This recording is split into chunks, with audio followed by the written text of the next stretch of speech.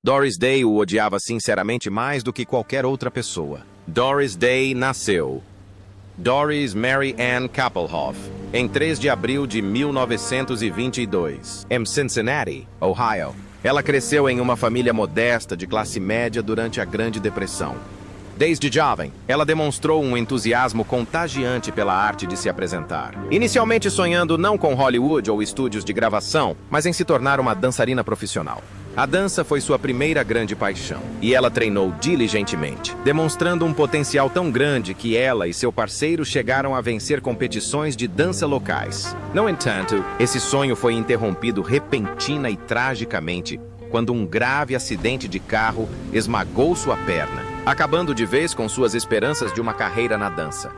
No entanto, foi durante sua longa e dolorosa recuperação que o destino frustrou seus planos de outra forma. Presa em casa, ela começou a cantar junto com o rádio, descobrindo um talento vocal natural e sem esforço que logo se tornaria seu maior dom. Encorajada por amigos e familiares, Doris começou a se apresentar com bandas locais, eventualmente chamando a atenção do líder da banda, Barney Rapp, que sugeriu que ela mudasse seu nome para Day, inspirado por sua interpretação da música Day After Day. Esse novo nome marcou o início de sua identidade profissional. Sua ascensão meteórica aconteceu em meados da década de 1940, quando se juntou à orquestra de Les Brown, um dos líderes mais populares da era do swing. Come Brown, Doris Day gravou Sentimental Journey em 1945, que se tornou um hino para os soldados que retornavam da Segunda Guerra Mundial e um dos maiores sucessos da época. Sua voz calorosa, pura e emocionalmente honesta ressoou profundamente com os ouvintes, distinguindo-a imediatamente de outras vocalistas femininas da época.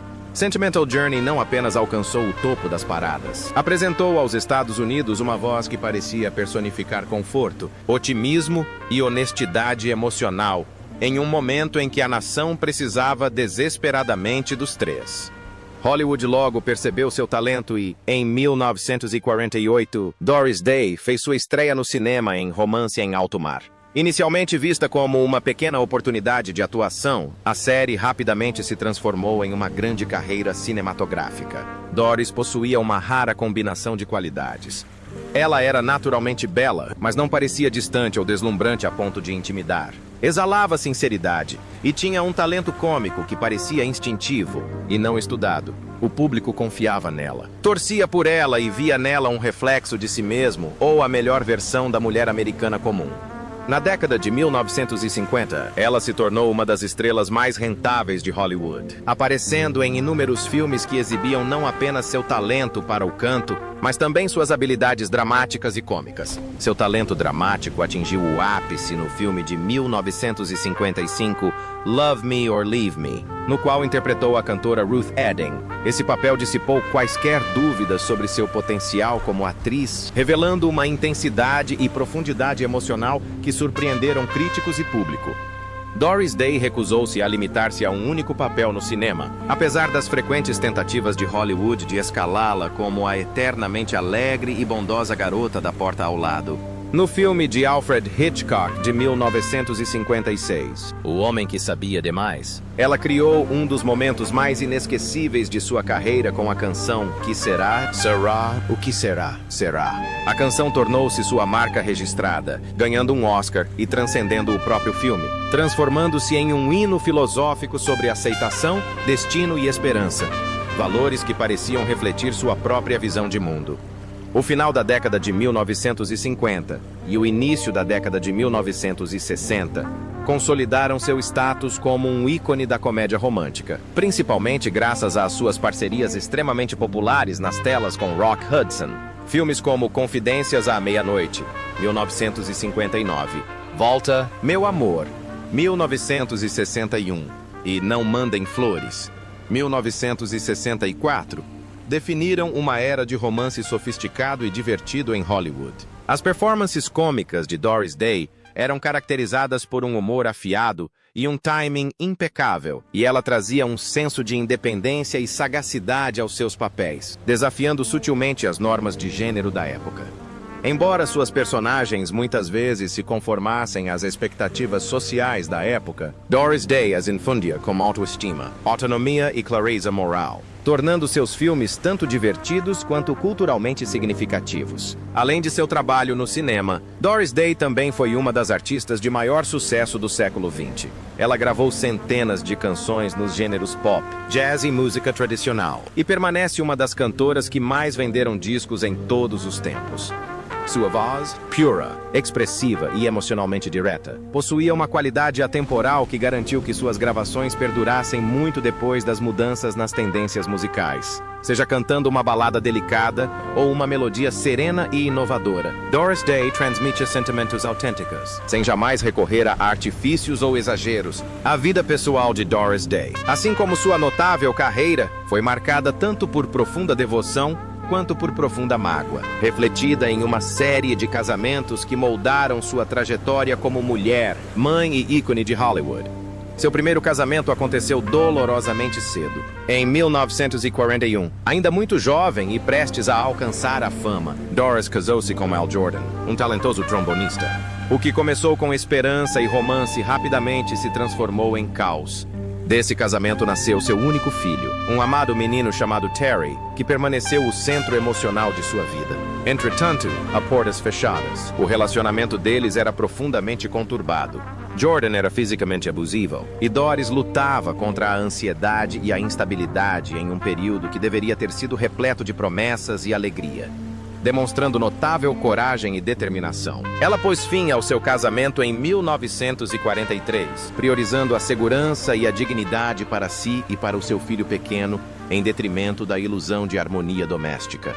Em 1946, Doris tentou novamente, casando-se com o saxofonista George Weidler. Essa segunda união ofereceu-lhe companhia e a possibilidade de um novo começo, mas não resistiu ao peso da sua fama crescente.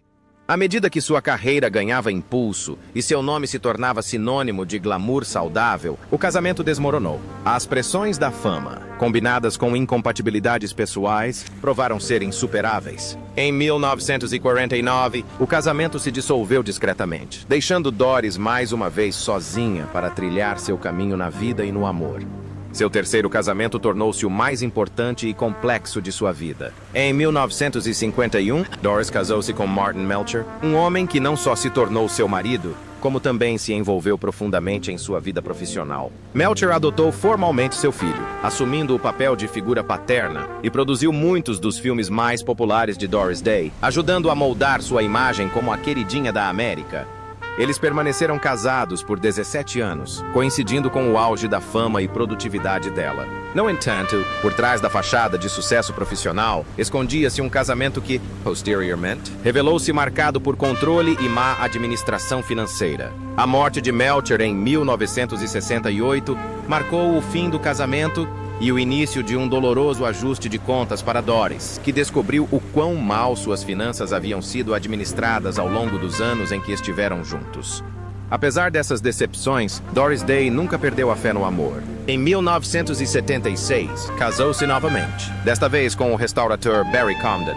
Essa união oferecia a promessa de companhia longe dos holofotes constantes de Hollywood, mas também se mostrou frágil. Em 1981, o casamento chegou ao fim, encerrando seu quarto e último relacionamento. Ao longo de seus 4 casamentos, Doris Day vivenciou amor, perda, traição, perseverança e resiliência. Embora sua vida amorosa tenha sido turbulenta em alguns momentos, ela emergiu com o espírito intacto, moldado não por fracassos conjugais, mas por sua força, devoção ao filho e a graça com que enfrentou as provações mais profundas da vida. Durante décadas, Doris Day e Rock Hudson foram considerados o epítome do romance em Hollywood. Os astros sorridentes e perfeitamente combinados de Confidências à Meia-Noite, Volta, meu amor, e não me mandem flores. Para o público, eles personificavam o charme natural, a tensão sexual e o amor despreocupado. Mas por trás da ilusão criada pelo estúdio, a verdade era muito mais complexa. Reflexões posteriores de Doris Day revelaram que seus sentimentos por Hudson eram repletos de decepção, raiva e um profundo sentimento de traição, que ela raramente se permitia discutir publicamente. Doris Day era conhecida por sua cordialidade, disciplina e profissionalismo implacável. Ela valorizava a honestidade acima de tudo, especialmente em um setor construído sobre fachadas. Quando falava de confiança, fazia-o de forma direta. Eu acreditava na simplicidade. Se você não tivesse isso, não tinha muita coisa. Foi justamente essa crença que tornou sua eventual separação emocional de Rock Hudson tão dolorosa. Embora a química entre eles na tela fosse impecável, Day começou a sentir que a amizade deles era construída sobre algo fundamentalmente falso. Na época em que filmaram juntos, Day não sabia que Hudson era gay. Um fato cuidadosamente ocultado pelo estúdio. Quando a verdade veio à tona anos depois, ela ficou profundamente chocada. Não pela orientação sexual de Hudson em si, mas pelo engano que a cercava. Ele não era quem ela afirmava ser. Todos sabiam, menos eu. Doris Day achou essa constatação humilhante. Ela acreditava ter sido usada como um acessório em uma mentira cuidadosamente elaborada para proteger o investimento do estúdio. A traição a magoou ainda mais porque Hudson não era apenas um colega de elenco, mas alguém que ela pensava conhecer. Eu confiava no Rock, admitiu ela. Passamos anos rindo, ensaiando, trabalhando lado a lado. Eu achava que havia honestidade entre nós. Descobrir que a imagem de romance que eles vendiam para o mundo era deliberadamente falsa a fez se sentir manipulada. Hoje, não se tratava de uma mágica inofensiva de filme, mas de uma violação de sua integridade pessoal. Seu ressentimento cresceu com o tempo, especialmente porque a opinião pública continuou a romantizar o relacionamento deles. As pessoas falavam de nós como se fosse verdade, observou ela certa vez. E eu tinha que sorrir, sabendo que não era. Esse silêncio imposto, outra exigência da era dos estúdios, tornou-se uma forma de crueldade. Day acreditava que Hudson, protegido pelo sistema, nunca pagou verdadeiramente o preço pela mentira, embora simultaneamente suportasse o fardo emocional dela. Quando Hudson revelou seu diagnóstico de AIDS na década de 1980, os sentimentos de Day se tornaram ainda mais conflitantes. Ela apoiou a pesquisa sobre a AIDS e expressou compaixão pela crise, mas demorou a reescrever a história. Senti pena dele, disse ela baixinho, mas isso não apagava o que havia acontecido. Suas palavras refletiam uma mulher que se recusava a deixar que a tragédia apagasse anos de engano. Para Doris Day, compaixão não significava esquecimento. Em particular, ela foi mais direta. Senti-me estúpida, admitiu. E não gosto de ser enganada. Esse sentimento revelava por que seus sentimentos por Hudson eram tão fortes. Não era ódio no sentido simples. Era o tipo de raiva que surge após a quebra de confiança, após perceber que uma relação profissional querida havia sido moldada por segredos que ela nunca concordou em guardar. Apesar do desejo de Hollywood de imortalizá-los como o casal perfeito, Doris Day se recusou a romantizar a realidade. O que vocês viram na tela não era a minha vida, disse ela firmemente. E não era verdade. No fim das contas, seu julgamento mais severo não foi apenas contra Rock Hudson, mas contra o sistema que incentivava mentiras e exigia silêncio. Mesmo assim, Hudson permaneceu um símbolo dessa traição em sua mente.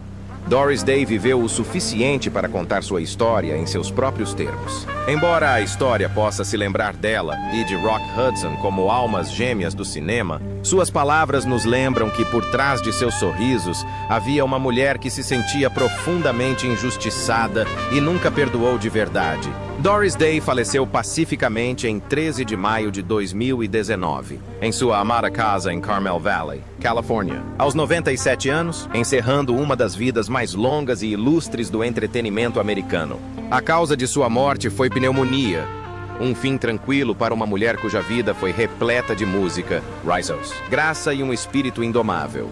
A notícia de sua morte foi anunciada ao mundo pela Fundação Doris Day para Animais, a instituição de caridade que ela fundou e apoiou por décadas, refletindo o quão profundamente a compaixão e a defesa dos animais estavam entrelaçadas em sua identidade. Fiel aos seus valores, Doris Day deixou seus desejos claros muito antes de falecer. Ela pediu que não houvesse velório, lápides, cerimônias públicas de homenagem, cerimônias suntuosas ou despedidas formais. Em vez disso, ela escolheu a simplicidade e a privacidade, preferindo que sua vida fosse lembrada não por meio de rituais, mas pela alegria que proporcionou a milhões, pela bondade que demonstrou aos animais e pelo legado atemporal que deixou. À medida que as homenagens públicas diminuíam, Doris Day ofereceu um último e comovente lembrete de quem ela realmente era.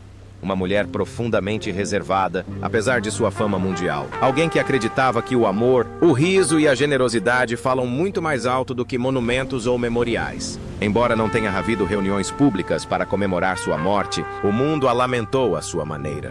Por meio de memórias compartilhadas, filmes adorados, canções queridas e tributos sinceros de fãs e colegas artistas. O legado de Doris Day não precisou de cerimônias ou monumentos para perdurar. Ele continua vivo no calor de suas atuações, na pureza de sua voz e na compaixão que definiu seus últimos anos. Sua morte não foi um fim, mas uma despedida terna a um ícone cuja presença ainda ressoa, relembrando gerações de uma época em que otimismo, sinceridade e graça brilhavam intensamente dentro e fora das telas.